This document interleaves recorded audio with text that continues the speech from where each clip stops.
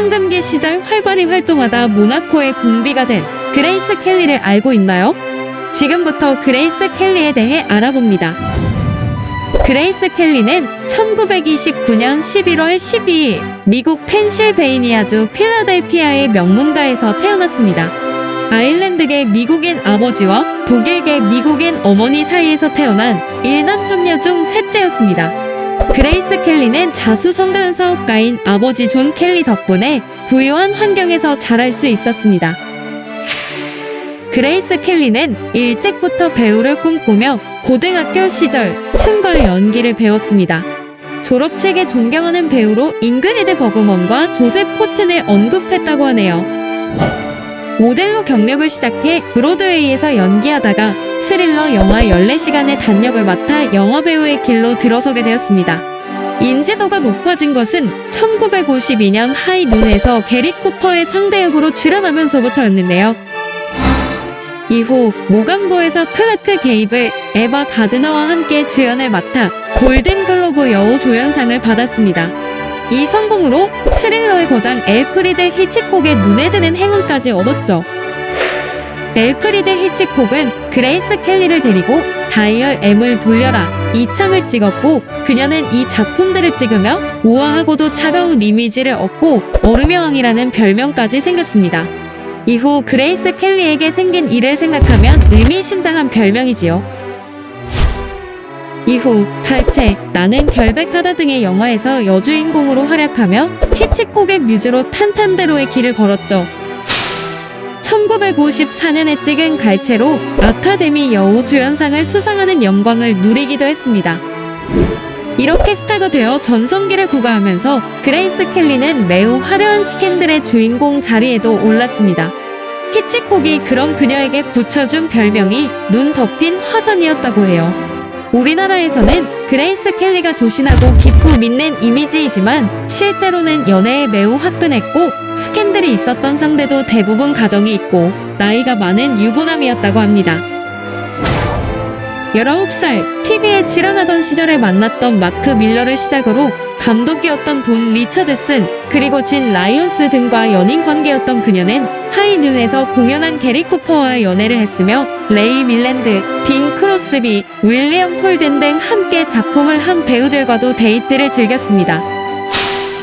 그러던 중 그레이스 켈리는 모나코의 레니에 공을 만나게 됩니다. 할리우드의 최고 여배우에서 모나코의 공비가 된 그레이스 켈리의 동화 같은 스토리를 잘 알고 계실 거예요. 그런데 이 결혼에는 사실 숨은 이야기가 있습니다. 레니의 3세는 모나코의 왕이었는데 그 당시 모나코는 독립된 나라라고 보기 어려웠습니다. 1918년 체결한 프랑스 모나코 우호 조약에 의거해 국가 방위를 프랑스가 전적으로 책임지고 있는 상황이었죠. 거기에다 이 작은 나라의 실권도 레니의 3세에게 없었습니다. 이 당시 모나코의 실질적인 통치자는 그리스 출신의 선박왕 오나시스였거든요. 그런데 레니의 3세가 즉위하면서 프랑스의 분위기가 묘하게 바뀌어 레니의 3세에게 자식이 생기지 않으면 프랑스의 모나코를 합병하려는 움직임이 생겼습니다. 이에 오나시스는 독신이었던 레니의 3세를 결혼시키고 모나코의 관광객을 끌어오는 방법을 찾게 됩니다. 그 방법이란 할리우드의 여배우를 레니의 3세의 아내로 맞이하는 것이었죠. 그렇게 해서 레니의 3세와 그레이스 켈리가 결혼하게 된 것입니다. 그레이스 켈리가 결혼식에서 입은 웨딩드레스는 아직까지 인구에 회자될 정도로 많은 인기를 얻었습니다. 이후에도 케이트 미들턴, 미란다 커 등이 그녀가 입었던 웨딩드레스를 따라 입었을 정도였는데요. 그레이스 켈리를 뛰어넘은 사람은 없었습니다. 지금 봐도 전혀 촌스럽지 않고 그저 우아하고 아름답기만 합니다. 바비 이념으로까지 나왔으니 인기를 짐작할 만하죠.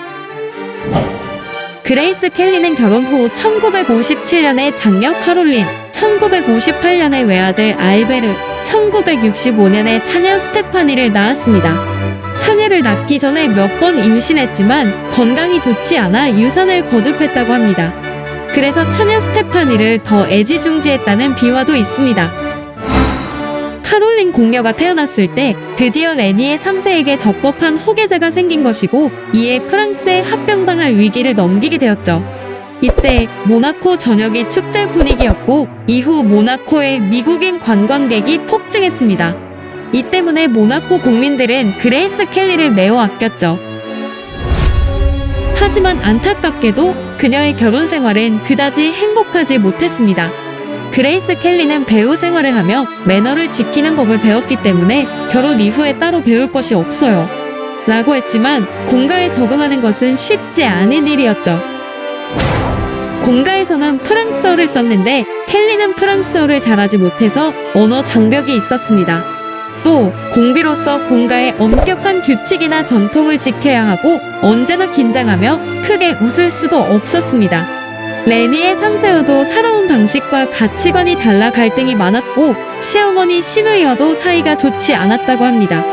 그레이스 켈리는 할리우드의 자유로운 생활을 그리워하며 언젠가는 배우로 컴백하겠다는 희망을 품었지만 남편의 입장은 절대 반대였습니다. 1962년에 히치콕 감독이 마니의 여주인공 역을 제안했지만 모나코의 국민들은 공비가 도둑역을 맡는 것도 션 코너리와 로맨스에 빠지는 역을 연기하는 것도 원치 않아서 결국 무산되었습니다. 1977년엔 허버트 로스 감독이 터닝포인트로 러브콜을 보냈지만 역시 남편의 반대로 출연하지 못했습니다. 그런데 1982년 9월 13일 비극적인 일이 발생합니다.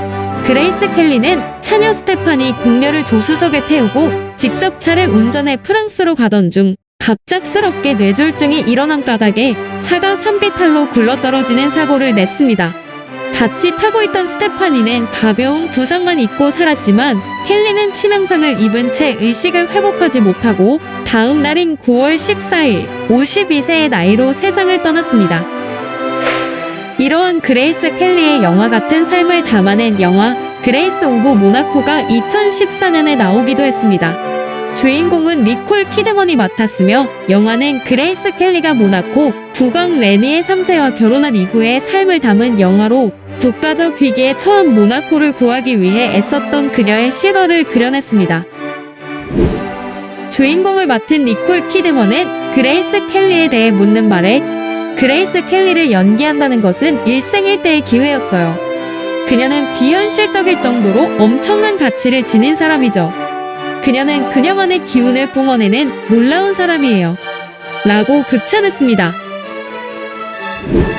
한 시대를 풍미한 우아함의 대명사, 영화배우에서 모나코 왕비가 된 세기의 미녀 그레이스 켈리에 대해 알아봤습니다. 지금까지 세상의 모든 이야기 튜브롤이었습니다.